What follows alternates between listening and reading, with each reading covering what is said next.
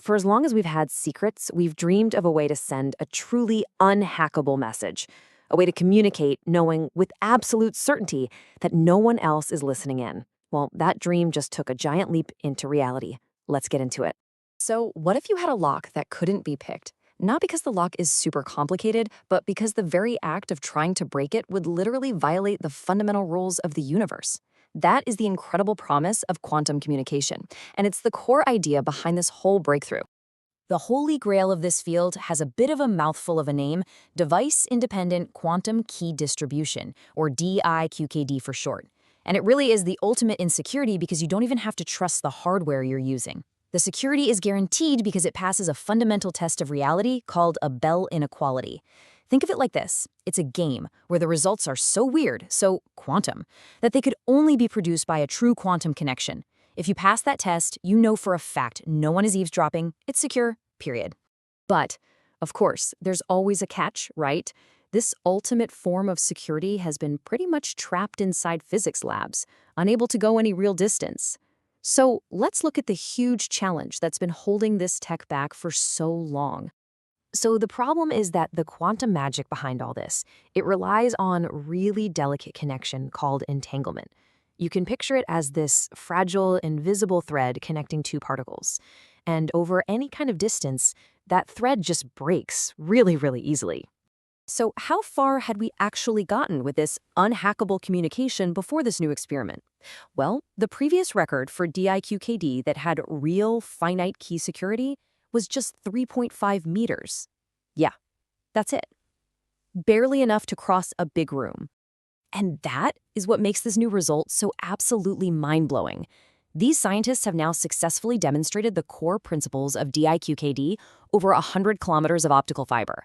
Look, that's not just a small step forward. It's a monumental leap. We went from crossing a room to connecting a city. Okay, so how on earth did they pull this off? How do you protect that fragile quantum link over such an enormous distance? This is where the real genius of this work starts to shine. Right, this is the central question they had to solve. If entanglement is that delicate, how do you possibly build a system that's robust enough for the real world? Well, it turns out they had to solve three key problems with some incredible ingenuity. So, at the very heart of this entire experiment are two single atoms. We'll just call them Alice and Bob, as is tradition. Now, these aren't just random parts. They are essentially perfect quantum memories, held perfectly still by laser tweezers.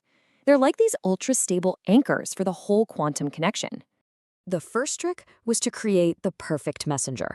See, to build the connection, each atom needs to release a single particle of light, a photon. But if you just have it spit one out, the atom recoils like a tiny cannon, and that recoil completely destroys the delicate quantum information.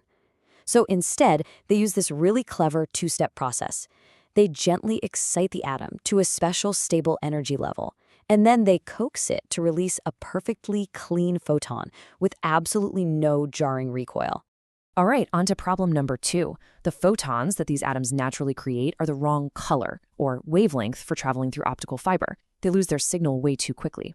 The solution here is just brilliant: a quantum color changer. This little device takes the photon the atom produces and seamlessly converts it to a different color, one that's perfectly suited for telecom networks, allowing it to travel for miles with almost no loss. And this is the little wonder that makes it all happen. It's an incredibly sophisticated on-chip device that flawlessly handles that color conversion, making sure that the delicate quantum message isn't scrambled in the process. It's amazing technology.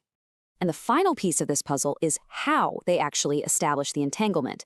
Now, older methods required waiting for two photons, one from Alice and one from Bob, to arrive at a central station at the exact same nanosecond.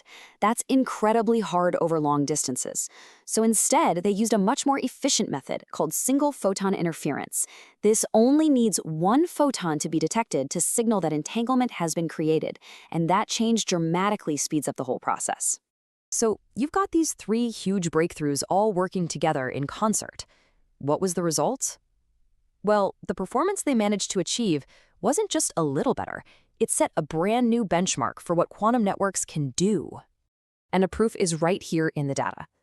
The key thing to look at on this graph is the score for that Bell test we talked about.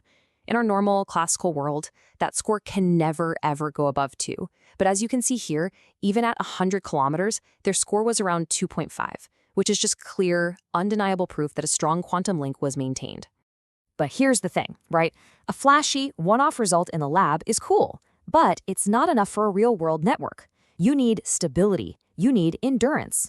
So the big question was, could this system actually run continuously and produce a secure key day in and day out? To prove it, they ran an endurance test over an 11-kilometer fiber link, which is a pretty typical distance in a city. And the results are just fantastic. They ran the system for over 26 days straight, collecting 1.2 million successful entanglement events. And from all that, they generated an estimated 135,000 bits of a provably secure, unhackable key.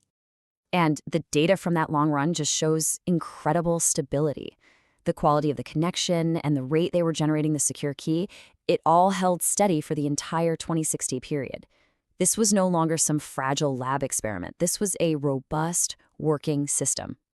So, what does this all mean? What's the bigger picture here? Where do we possibly go from here now that this huge gap between theory and reality has been closed? I think the researchers themselves really said it best. They wrote that their work closes the gap between proof-of-principle quantum network experiments and real-world applications. They've basically laid the foundation for a future that, honestly, was pure science fiction until very recently. And this kind of technology is about so much more than just sending secure messages. This is a foundational building block for the quantum internet.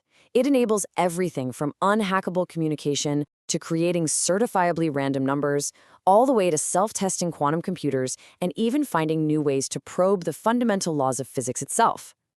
So, I guess here's the ultimate takeaway.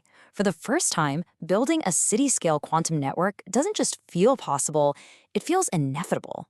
So the question is no longer if we're going to have a quantum internet, but what incredible things are we going to build with it?